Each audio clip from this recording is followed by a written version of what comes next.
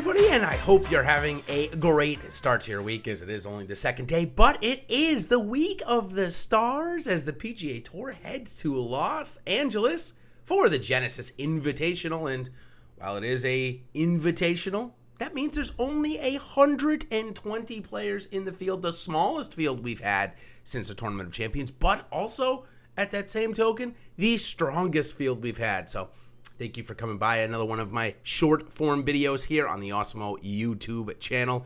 And of course, if this is your first time joining me here on this channel, or joining me for one of these videos, first of all, thank you for doing that.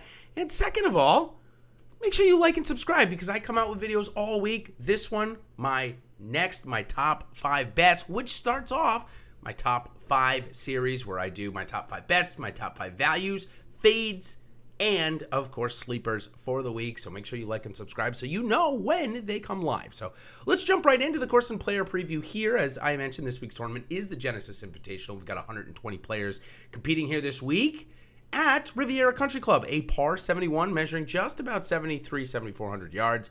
But it will provide one of the staunchest tests off the tee for these golfers all year. Driving accuracy, just 55% last year. Greens in regulation, only 61%.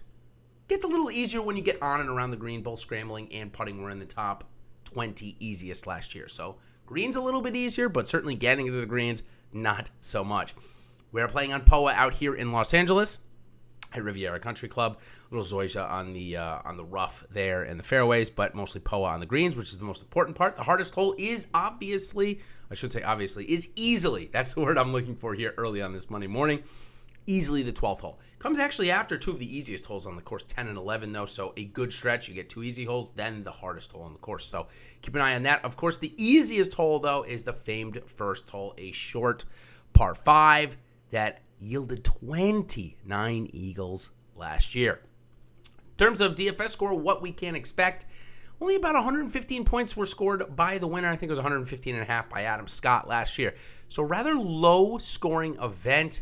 There were only 2 guys over 100 points last year, so definitely a low-scoring event, which can sometimes mean you have a chance of, even if you get 5 or 6 or 4 or 6 through the cut, certainly if you have the winner and a second-place guy, you are in good shape. Let's go ahead and check out the player preview here, as I just gave you the quick course preview at Riviera Country Club.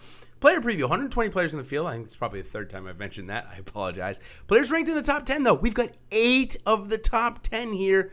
It's if you include Patrick Cantlay, who, based off of Saturday night's run, was not in the top 10, but I believe after this next run, he will be, after his tied for 3rd there at the Pebble Beach Pro-Am last year. So 8 of the world's top 10 here to compete. Just Ty Hatton and Webb Simpson not here.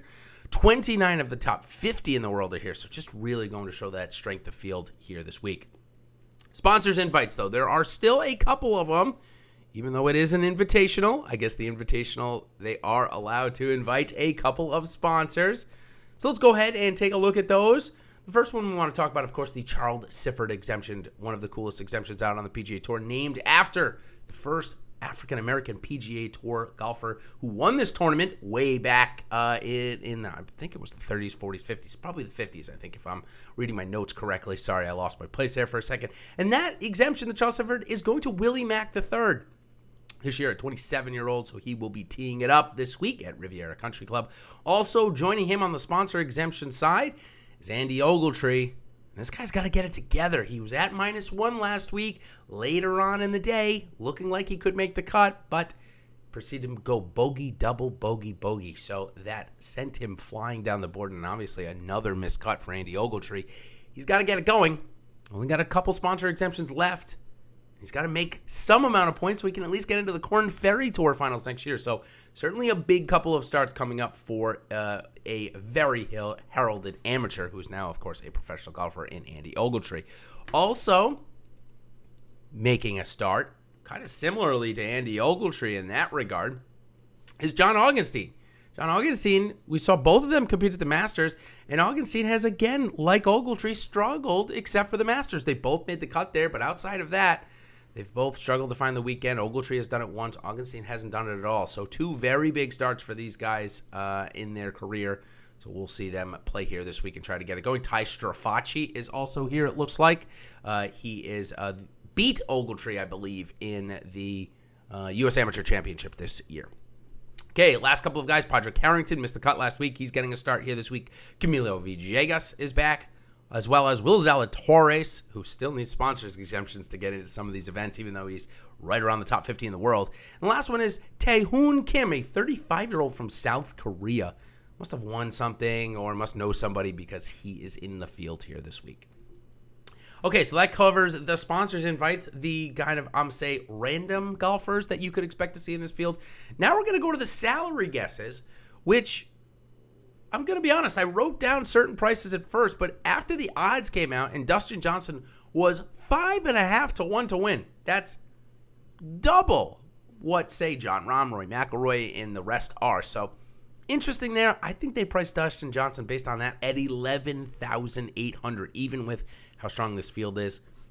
Be interesting to see his ownership come out this week. So 11.8 on DJ.